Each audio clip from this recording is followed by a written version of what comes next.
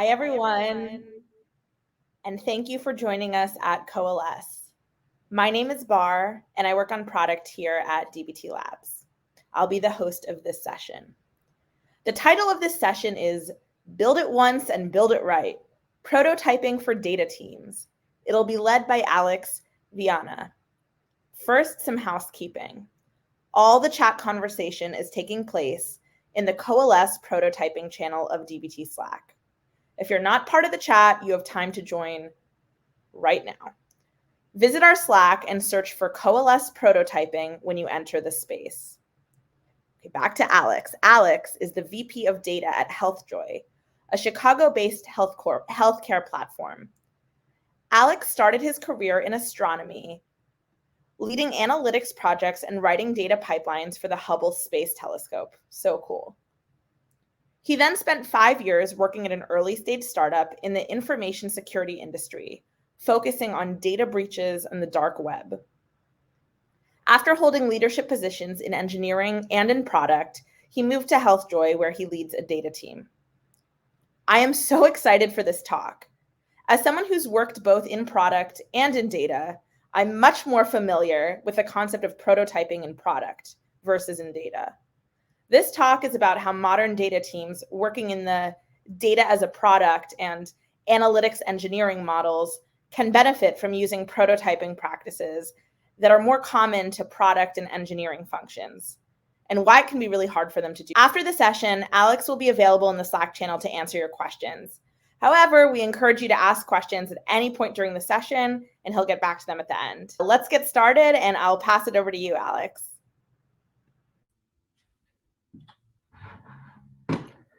Hi, thanks for the intro, Bar. An important piece of bookkeeping before we start. If you read Lauren's email this morning, this talk is represented in Potato World as a tater tot. So if you are not here for the tater tot presentation, you are in the wrong room. Not to mix food metaphors here, but hopefully tater tots are your jam, and hopefully this talk will be as well. So let's dive into it and let's talk about prototyping for data teams. Okay, one more thing just before getting into kind of the core problems here. I mentioned in my bio coming from a couple of different areas, a couple of different industries, very different industries, and having worked in engineering, product, and analytics. And I wanted to bring that up because I want to try and pull some of those different viewpoints and perspectives into the problem we're going to talk about today. And so what exactly is that problem? So I like to try and put the punchline at the beginning, as it were, and give the talk context. So everything I'm saying should roll up to this one point. What we're going to be talking about today is why I think you should ensure that you're building the right thing by creating cheap prototypes before you do the real. It seems simple on paper, but actually, in my opinion, it's a very senior set of communication and data reasoning skills that I think are deceptively hard to nail down, but I've personally found them to be extremely productive when you get used to applying them. So that's the overall arc of where we're going. We want to build simple, cheap things that prove out before we start going down the road of building things that this is going to add value. So let's start our journey on this presentation the same way we would approach building a product. Is making sure that we all understand the problem we're trying to solve before we get any deeper. So this is a talk about, at its core, to me, failure.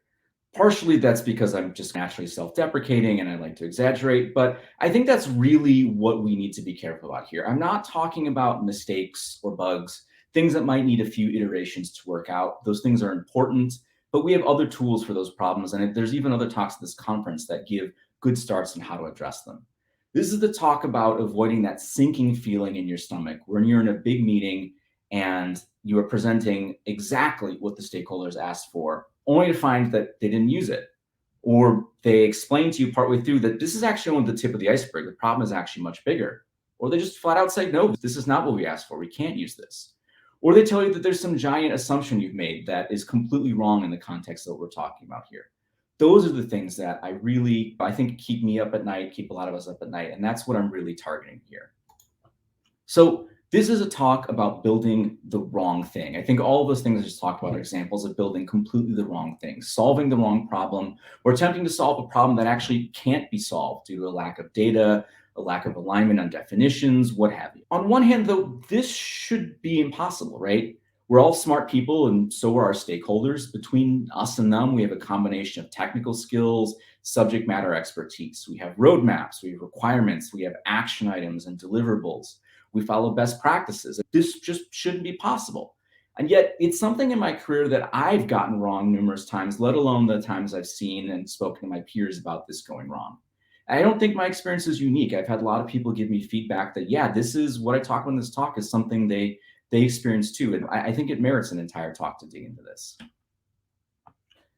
And I think there's particular issues around this for data practitioners that we should take special care about, because the data role has evolved into this independent and high impact role. In fact, we've been driving this transition, right? I think that's evident everywhere in this conference. We've asked for two key things in my estimation. The first is to have an independent executive level function, or at least close to it. And the second is a suite of powerful cloud-based tools such as dbt and others that give us a level of autonomy and productivity we didn't have even 5 years ago.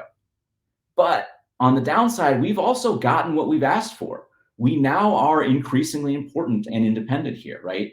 And when you get something wrong, you're not just messing up a spreadsheet anymore. You could have made the wrong choice on an architecture, on a contract to support that architecture, on a business partner, on a well-tested and documented, very clever pipeline that's actually wrong because you had the wrong requirements. Executive stakeholders are finally on the same call after months of wrangling schedule, and you show them something and they say that's not what they expected. Or my favorite, after months of check-ins and calls, somehow no one seems to know exactly what to build, though everyone seems to be able to agree on everything. This is the role and responsibility we've asked for. So I think we really need to take these concerns seriously and take a leadership role in solving them. And that's the specific context I'm thinking about in this problem. And I think it's obviously relevant to folks at this conference. Okay, so as I see it, there's a pretty clear pattern that gets us into these kinds of problems, right? It's not the only way, but a failure mode, let's call it, I see, is that we build stuff to figure out if it'll work. And for most of us, I think that is our kind of our natural instinct. We're excited by our cloud tools, our technology. We like getting our hands dirty with the data. We want to explore. Maybe there's some new programming techniques. There's probably all kinds of stuff at Coalesce that you're just chomping at the bit to go and build. And we're all smart people. I'm sure we can iterate our way through this, and let's just take a crack at it. But let's stop and think, how do you know you're building the right thing? I think we need to have a certain paranoia if someone were to stop us and say, why are you building this? No, really, why are you building this? Can you prove that there's going to be value at the end of this, or at least give some evidence of it? To me, it's a way of valuing the investment of our time and money and labor and showing that, yeah, it is important at all levels, right? So this kind of brings us full circle, right? How do we do this? We want to make sure that we spend our time and energy wisely. So I think we should look at building prototypes. And to be clear here, right? If we're talking about a project on your end that's a few clicks to experiment, to drop a plot, maybe up to an hour of stuff, you don't need a prototype. But for bigger things, for things that are new, and even for things that are actually only medium-sized, maybe only a few hours of work, even those could benefit from a little bit of upfront prototyping to make sure that you're heading in the right direction. But that's enough theory. Let's look at an example. So I'm going to tell you a story. And I'm going to be upfront that this is a kind of made-up story. It's not completely fiction. Its basis is real. But I pulled in elements from a number of different projects to give it some depth and some spin. And you'll also notice, of course, that I've faked the numbers I'm going to use in this story. But the point of the story is to try and unpack how it is I think we can get led astray and into some more, concrete terms. And there's a bit of detail in here because I think it's important to view this as kind of social and psychological, right? This isn't just some technological thing. It's really about interacting with people and stakeholders that makes it hard for us to see the forest for the trees, even though everyone seems to be trying. So the story I'm going to tell is some of my colleagues came to me and they wanted to know if we could understand how many people were using our chat feature at HealthJoy. I told them I could, right?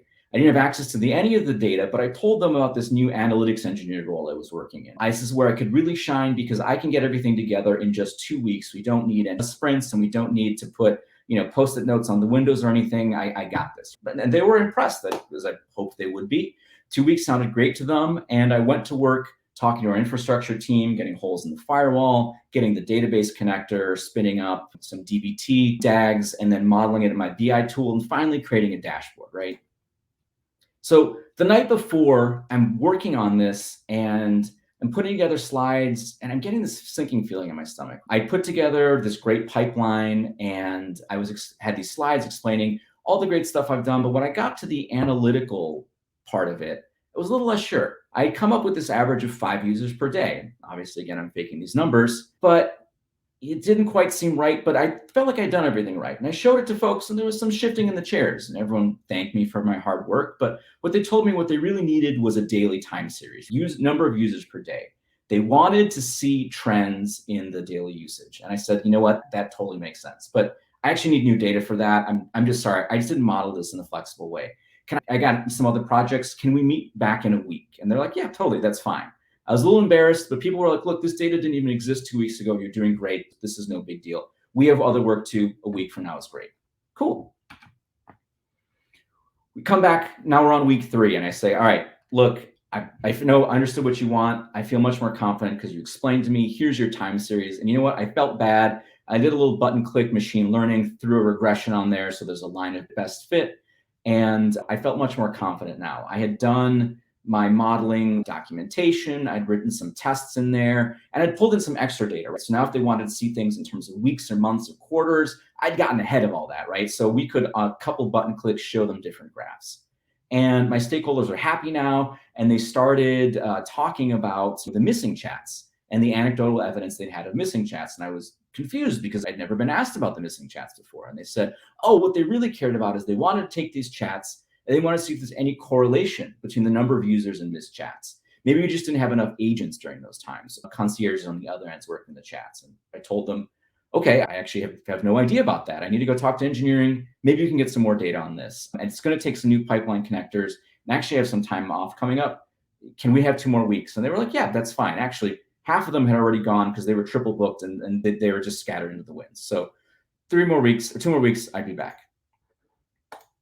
So then we're on week 5 of the project. I talk to engineering, I pull in more data, more tasks, come back together, but I'm starting to feel really good. I'm proud of this pipeline. I keep refining it. And now I have a better and better sense of what they want. I've got these 2 data sets now. One is the number of users, one is the other missed chats. Then I have a secondary plot where I plot these 2 variables against each other. And I was like, voila, this is what we looked for.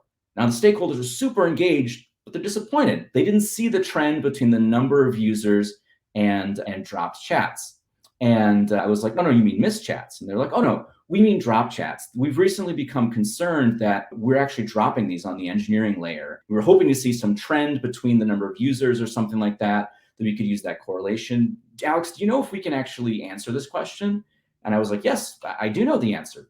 The answer is no.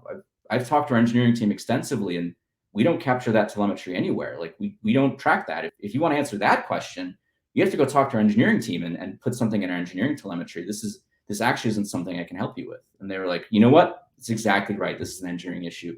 Thank you so much for your hard work. This makes total sense. You really helped us explore this. We're going to follow up with engineering, and this is great. Thank you so much. And this was an interesting story, but I think it's a disaster. At no point did I calculate anything incorrectly. In a technical sense, I made no mistakes. And even more than that, I delivered exactly what was asked for at every step. As we love to say in our industry, like we were in sync. And yet this was a disaster. This was a red herring. The ultimate result of this is that we didn't have the data we needed. This was 5 weeks of elapsed time and maybe a week of analytics engineer work to end up to telling, the decision to go look somewhere else. And the fact that analytics engineering in the modern data stack gives us these tools can be wasted if we're running in the wrong direction. But if you think about it, we should be able to avoid this result. Really think about it. We didn't actually have to calculate anything to figure out that this was a dead end. We had all the experience we needed in the first day to arrive at the same conclusion we ended up at anyway, but with much less. Like I said, I fabricated this story a little bit. I stretched it out, but I was in this meeting and we were heading in that direction. And I've gone down that road many times. And so people I know, and that's the direction of building something that doesn't have any immediate business value. So here's what happened instead. when we were at this first stage and we were already getting deep into technical requirements, people were talking about data sources. Will this be real time? Can it be real time? Are you sure it can't be real time? Defining who's responsible for what were the engineering timelines. Everyone was doing a great job coordinating and being proactive, but I just, something felt wrong to me. So I interrupted the conversation. I said, okay, what if I tell you the average number of users is 5 users? And I'll get to more of this later, but as far as I'm concerned, this is a prototype. I didn't say, what if I give you an average? I picked a specific number and I asked them to respond to it. I said, tell me how you would use that value of 5. Interact with that data right here in front of me in real time. Pretend this is a tiny user test, right? I could have gone to the whiteboard and drawn this. I could have, done this in Excel. I wanted to, in this situation, just softball this out here to get the conversation going. And of course, they were like, no, we need a time series. And I was like, but I wasn't satisfied. I was like, okay, let's say I give you a time series. It goes up and it goes down, but the average is still 5. How are you going to use this? Tell me exactly what you're looking for. If you're looking for numbers that are high or low, tell me how you would know if they're high or low. If you're looking for a max or an average or a trend, tell me what you would compare that to figure out if it's a trend. Where would that data come from? Like really specifically trying to walk them through this. And so when we got to this next discussion that, I was really tempted to back down. I really had to stop. And when we started talking about comparing users and missed chats, raise the hand, be the one raising their hand and saying, I don't understand. I don't understand how you get from A to B and C. And I'm sorry we keep going backwards. I need you to walk me through it again. And this is when we finally got to this potential underlying engineering issue about dropping chats. That was actually the root cause of concern. Chats not even leaving our network. There was no data on that. And this was an unsolvable problem. There's literally nothing to be done. And when I did this, I felt a breeze like a bus had just missed me on the street, right? We would have built a fictional pipeline described earlier in this story. I'm almost certain of it. We were doing a great job of planning it. And we probably still have to build that pipeline, to be honest, because this is important data. It's valuable to our business. But now we can build that pipeline when it makes the most business sense, not because there's a misunderstanding of the problem. And we have a much richer understanding of how we would use this data. And I think this somewhat fictionalized example here is important because I can't highlight it enough. I work with smart and motivated people.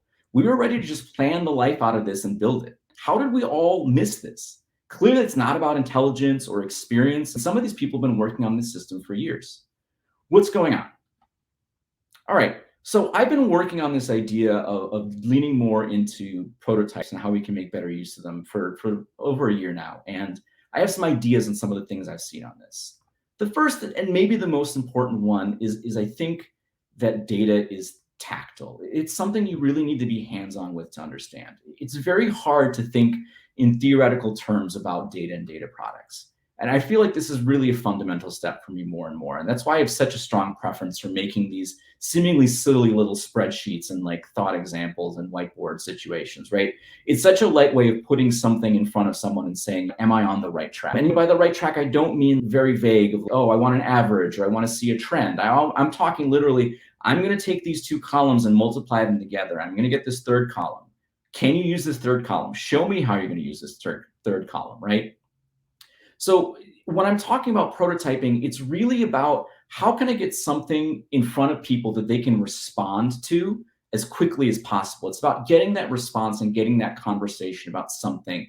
And I almost think about this as being like UI, UX. You can describe a design to me as many times as you want, but when you actually put even a very loose mock-up of the design before me, like we're having a different conversation. There's just no way to put it. It's a different conversation. And so it's also worth saying, why do we need to do this? I think some really good pushback on this would be to say that, don't we just need better requirements? Can't we just get better at requirements gathering? And I think the answer to that is it's just really hard. It is really hard to get people to talk about and articulate their problem. It's much easier to give them something and say, yes, no, does this solve your problem? Does this solve your problem? Does this solve your problem? This act of articulating the problem is really hard, which is something an experienced product manager can tell you at length. It's really hard to chase all these things and get to the bottom of some of this. And again, I think the hands-on aspect puts this in this tactical conversation, gets people on the same page much more easily.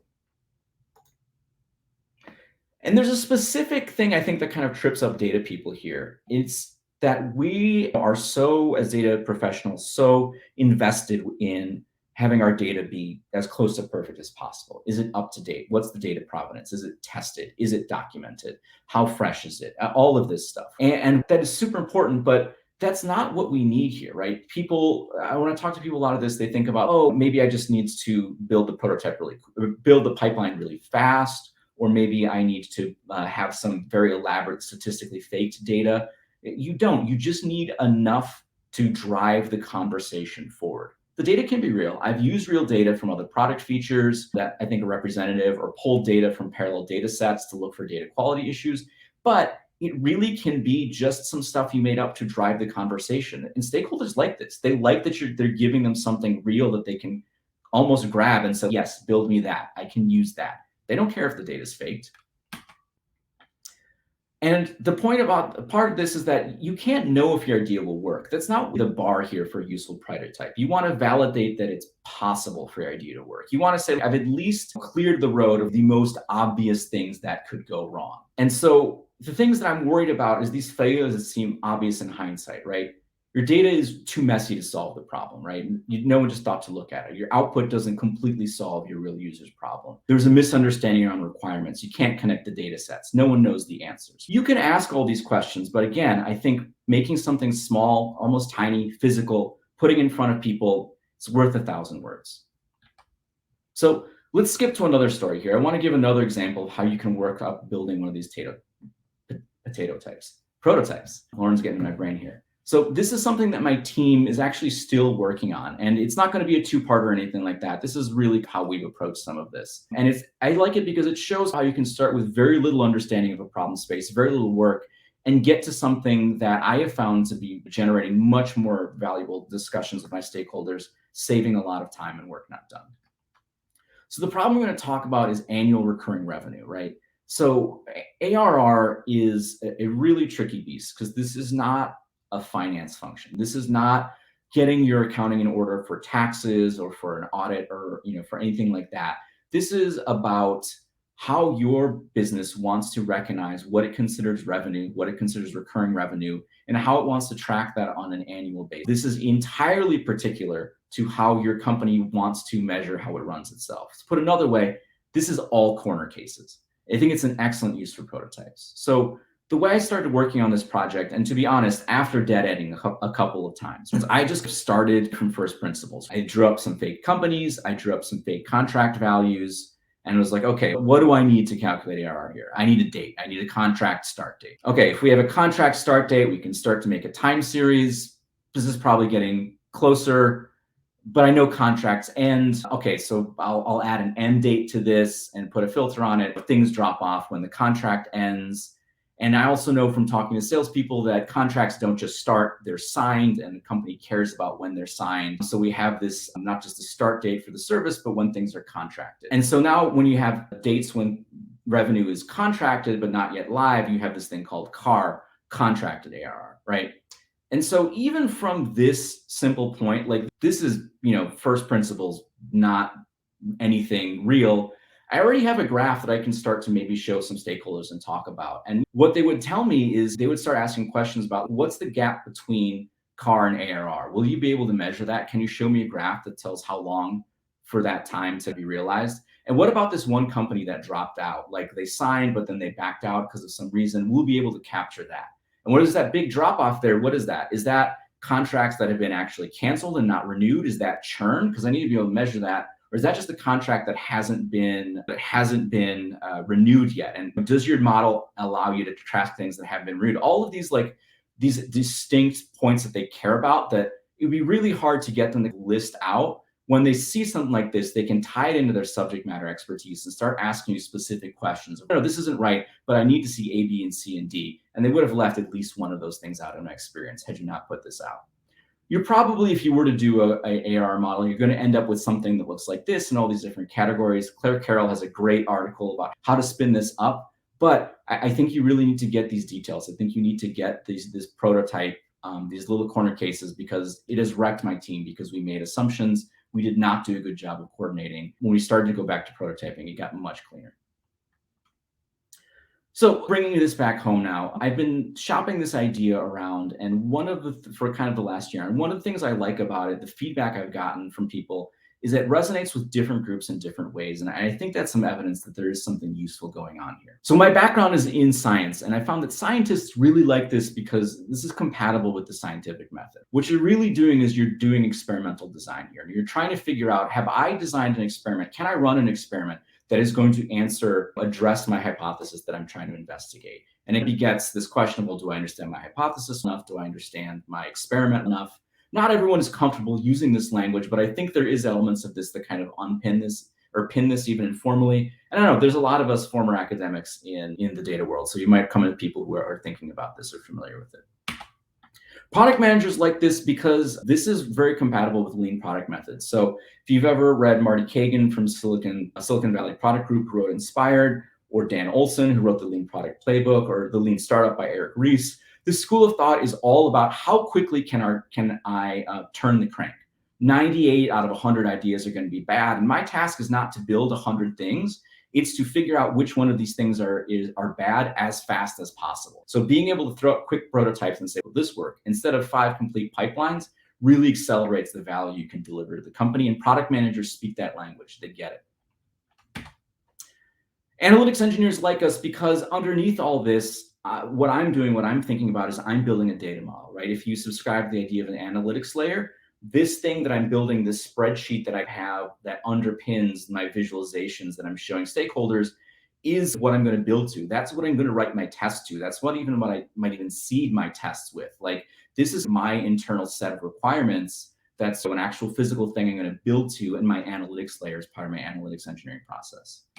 And then executives like this because they get to be precise and explicit. It doesn't mean they don't feel like they have to parse and belabor their language. They can just point to something and say, that, I want that. Even if it's just a silly thing we made in spreadsheets. In the world of magic, the last part of a magic trick is called the prestige. And so we have now arrived at the prestige. You have come to coalesce to get away from spreadsheets, perhaps I've heard people say they want to be the spreadsheet killer. But much like a data Lorax, I'm here to speak for the spreadsheets. I think there's tremendous value in using them as these little whiteboarding exercises. That's all I had planned to cover, but I can't go without thanking a bunch of people. I've been working on this idea for about a year now in various forms. And so I have to acknowledge a lot of folks who have helped me.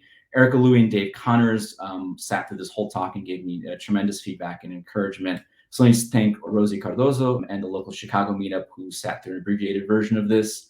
The entire HealthJoy data team has had to put up with me reenacting the crazy Charlie Always Sunny meme, thinking about this stuff all year. So that's Brendan, Fred, Whitney, and Joe. Gleb over at Datafold allowed me to give the first version of this talk at his data quality meetup back in April. It was very rough and very different. So thanks for taking a chance on me, Gleb, there. And then my friends, Claire, Ryan, and Jackie have all given me feedback and encouragement on this.